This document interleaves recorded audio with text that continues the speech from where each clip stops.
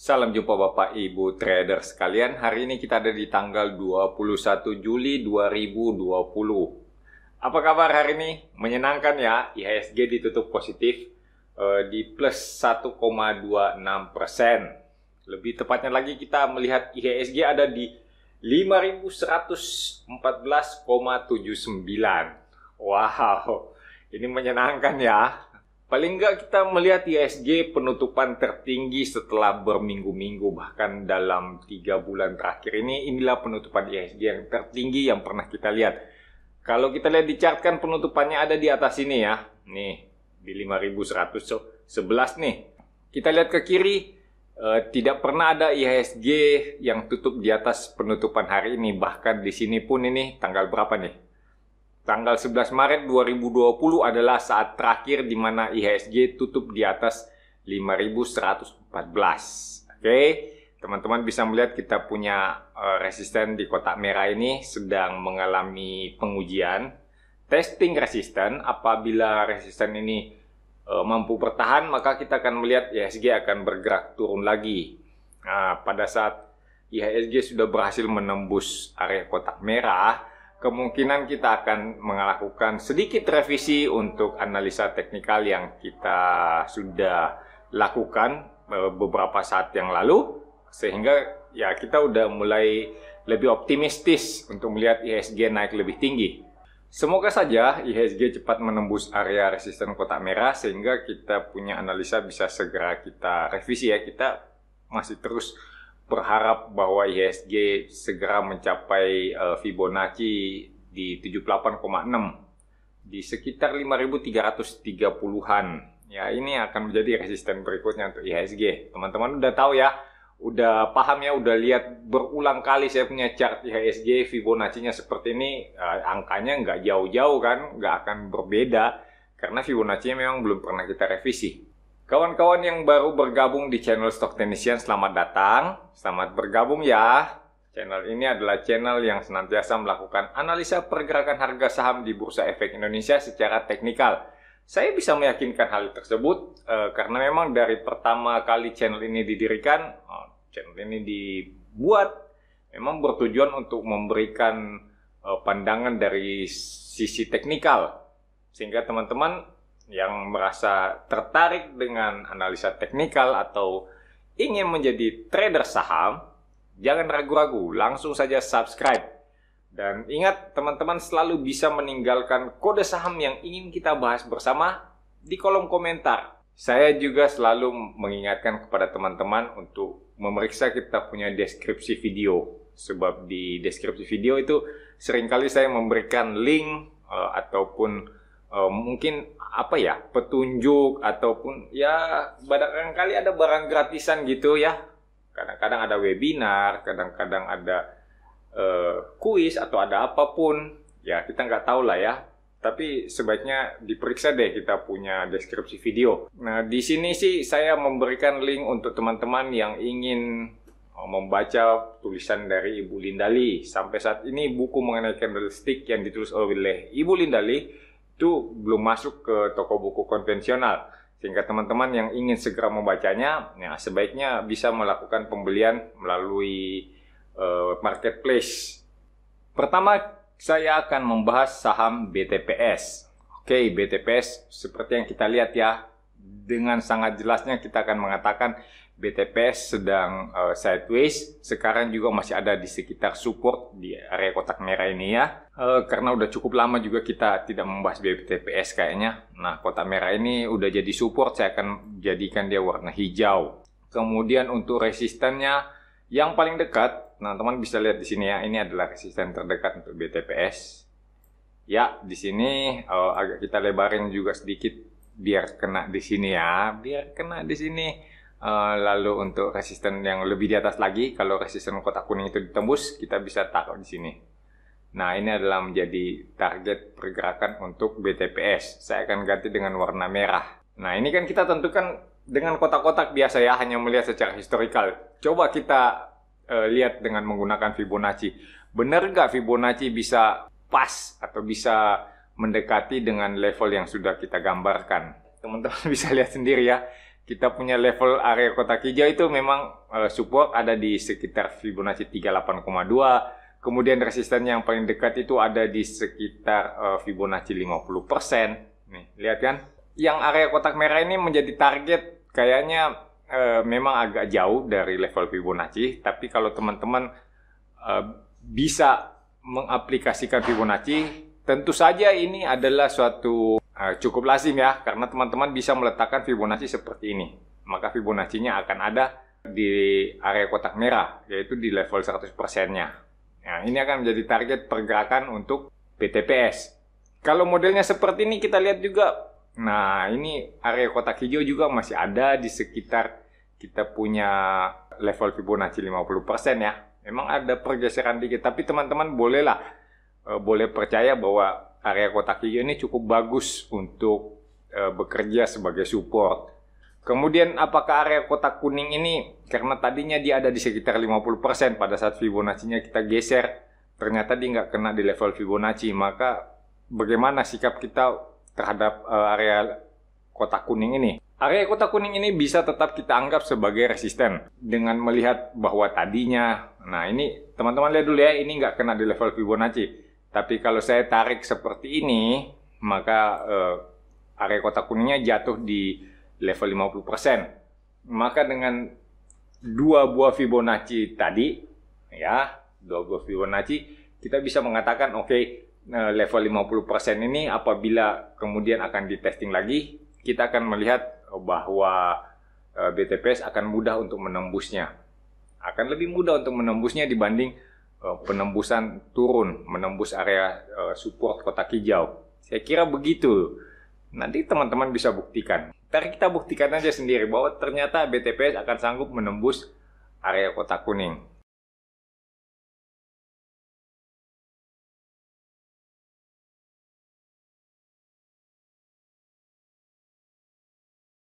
Berikutnya kita lihat saham BRPT.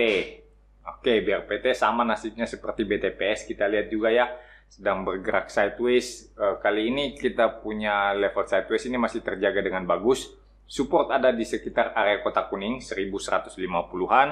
Kemudian resisten ada di area kotak merah di sekitar 1490-an. Nah, ini akan menjadi suatu pekerjaan yang membosankan ya. Kalau kita harus menunggu saham yang sedang sideways seperti ini, entah dia akan bergerak naik menembus resisten kotak merah atau akan turun menembus support kotak kuning. Dari kita punya volume juga tidak menceritakan apapun. Sehingga dari gabungan seluruh chart ini saya akan mengatakan ya sebaiknya sih kita menghindar dulu dari BTPS. Kalau tidak ada tanda yang terlalu jelas dia akan naik atau turun, kan serba salah juga kita punya posisi ya. Mau ambil posisi sebagai penjual atau sebagai pembeli itu jadinya serba nanggung. Kalau saya ambil posisi sebagai pembeli, ya tidak ada data yang mendukung, semua chartnya bergerak biasa aja, tidak terlalu bagus gitu. Sebaliknya juga kalau mau ambil posisi sebagai penjual, ya chartnya juga tanggung. Pada saat dia bergerak turun, tidak ada tanda-tanda juga bahwa BTPS ini akan bergerak turun lebih jauh. Nah, makanya ini agak tanggung banget. Daripada kita repot untuk berpikir ya, cari-cari alasan dia mau naik atau turun, itu kan mesti dicariin alasannya ya. Nah, daripada kita repot cari alasan, ya mending kita hindari lah, lebih mudah. Kita cari ada 600 saham lain yang kemungkinan masih ada yang bisa kita analisa lebih baik, dan ya tentu saja kita cari yang sedang uptrend.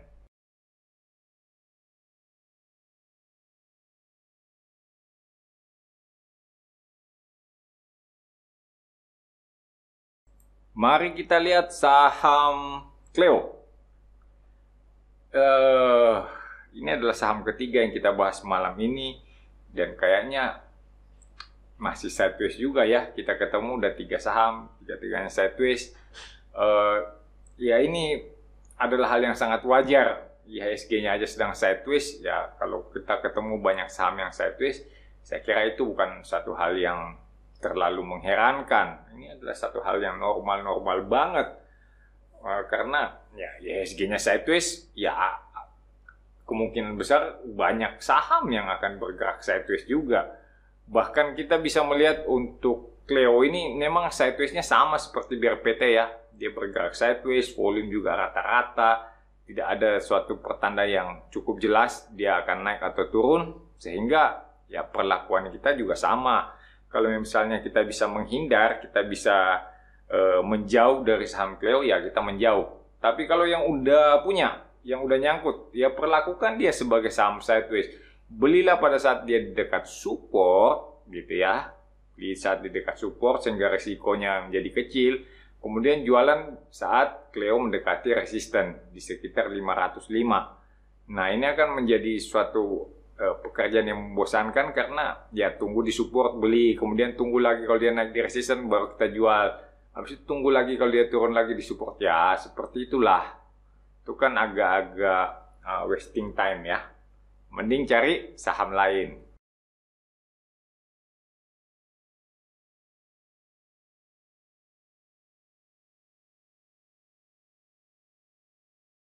Ayo kita lihat saham PNBN. Oke, PNBN di sini kita lihat ini ya, berupaya menembus area resisten kotak kuning, tapi ternyata gagal. Kemudian dia turun lagi, kena di area support kotak hijau. Kayaknya hari ini udah mulai mantul lagi. Boleh beli? Tentu saja boleh. Kenapa enggak? Tapi kalau yang terlambat beli, yang hari ini nggak sempat beli, mau beli besok, nah, sebaiknya berpikir dulu deh, mending beli pada saat PNBN sudah berhasil menembus area kotak merah di sekitar 850. Area kotak kuning ya maksudnya. Saya kira saat menembus resisten juga kemungkinan besar PNBN akan melanjutkan penguatan. Tetapi kalau teman-teman belinya saat-saat ini atau belinya besok, kan belum tentu apakah resisten kotak kuning itu akan tertembus atau enggak. Nah, mending kita nunggu kalau beneran udah menembus area resisten kotak kuning, ya baru kita beli. Sehingga kita punya harga bisa ada dekat support dan resikonya tidak terlalu besar kalau kita harus melakukan cut loss.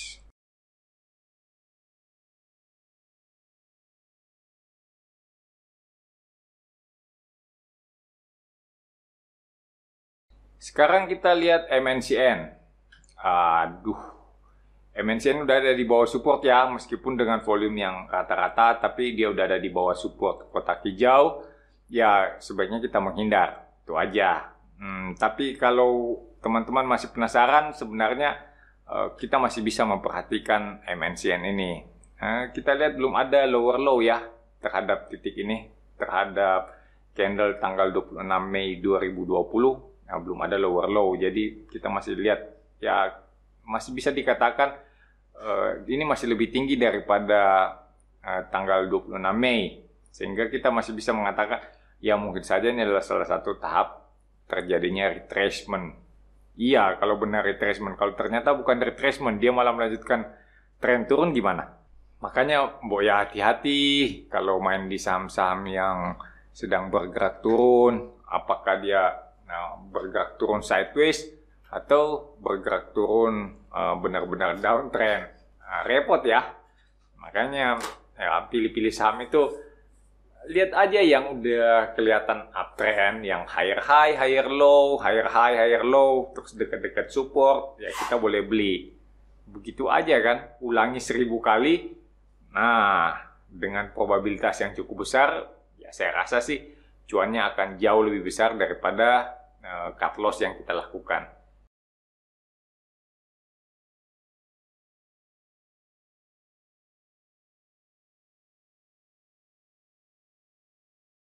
Berikutnya kita punya KF. Wow. Apa yang terjadi dengan KF? KF-nya naik 24,73%. Ini kena auto rejection ya. Ini 25% naiknya kok. Kena auto rejection atas nih. Mestinya sih kena. Karena dia udah naik 25%. Kebetulan aja KF-nya menembus area resisten kotak kuning diikuti dengan volume yang cukup tinggi. Saran saya teman-teman boleh ikutan. Mau ikutannya di mana? Apakah ikutan besok saat pembukaan dengan target di sekitar resisten kotak merah 1970-an atau mau nunggu saat KF melakukan support testing ke area kotak kuning di sekitar 1460-an baru kita ikutan membeli. Nah, itu strategi masing-masing ya. Kan tiap-tiap orang lain cara membelinya, lain dia punya profil risiko. Ada yang suka membeli saat breakout, misalnya pada saat KF tadi siang itu menembus kita punya resisten kotak kuning. Ada juga orang yang santai lah, nanti juga dia support testing baru gua beli. Toh dia akan jalan naik karena udah kelihatan trennya sedang bergerak ke atas. Jadi ya nggak usah buru-buru gitu. Ada kan? Ada orang yang memilih untuk mengambil resiko yang cukup tinggi untuk mendapatkan keuntungan yang lebih cepat. Ada juga orang yang nggak suka mengambil resiko. Sukanya resikonya terbatas, resikonya kecil-kecil aja dengan peluang reward yang cukup besar. Nah, itu adalah profil resiko masing-masing trader. Saran saya, kalau teman-teman memang masih ragu untuk entry di KF, ya tungguin aja dekat support. Tapi kalau memang suka yang high risk high gain, hajar aja besok. Nggak apa-apa kan, dia naik beberapa tick. Kalau udah cuan, ya udah melarikan diri aja. Nggak usah ditunggu lagi. Karena kalau dia naik seperti ini kan bukan hal yang mustahil juga besok dia turun dengan candle merah. Iya nggak?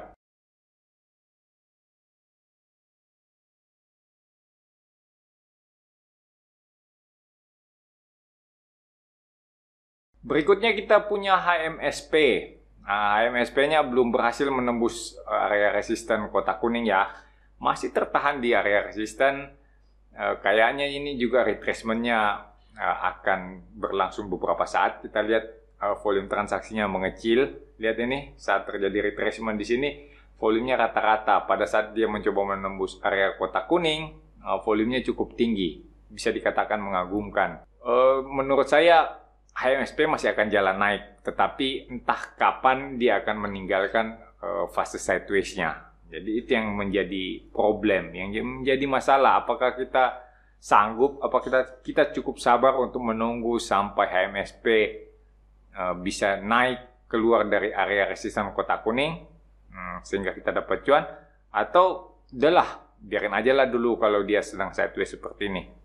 Nanti aja belinya pada saat dia bergerak naik keluar dari area kotak kuning, baru kita ikutan, sehingga tidak diperlukan waktu yang cukup panjang untuk mendapatkan keuntungan dari saham HMSP. Saya kira cukup sampai di sini untuk pembahasan kita pada hari ini ya. Semoga apa yang kita bahas ini bisa membantu teman-teman dalam menyusun trading plan, dan terutama sih bisa membantu pada saat mengeksekusi apa yang sudah direncanakan. Ingat selalu merencanakan apa yang akan Anda lakukan di pasar saham, daripada nanti harga udah buka, pasarnya udah buka, harganya udah bergerak nggak keruan, baru Anda kebingungan. Wah, mesti ngapain nih? Akibatnya bisa salah pilih saham. Tetap tinggal di rumah, tetap sehat. Walaupun Anda sehat, Anda bisa menjadi carrier untuk orang lain. Salam cuan untuk kita semua.